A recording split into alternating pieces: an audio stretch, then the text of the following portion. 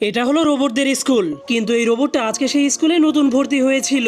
এরপর সে ক্লাসে গেলেই টিচার তাদেরকে বোর্ডের মধ্যে অনেক কঠিন একটা অঙ্ক করতে দেয়। তখন বাকি সব রোবটগুলো সহজেই সেই প্রশ্নটার উত্তর দিয়ে দেয়, কিন্তু এই নতুন রোবটটা সেই প্রশ্নটার উত্তর দিতে অনেক দেরি করছিল।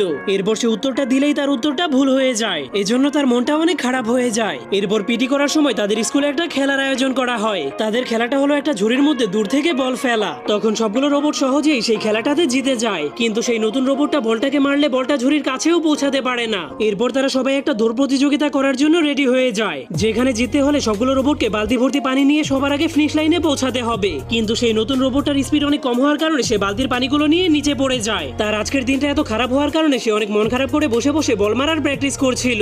এরপরের দিন টিচার যখন তাদের ক্লাসের মধ্যে মানুষের বিষয়ে প্রশ্ন করতে শুরু করে, তখন একটা রোবটও সেই প্রশ্নের উত্তর দিতে পারে না। শুধুমাত্র সেই নতুন রোবটটাই মানুষের বিষয়ে সঠিক উত্তর দিতে পারে, যার কারণে সবগুলো রোবট অনেক অবাক হয়ে তাকে দেখতে শুরু করে দিলে সে অনেক খুশি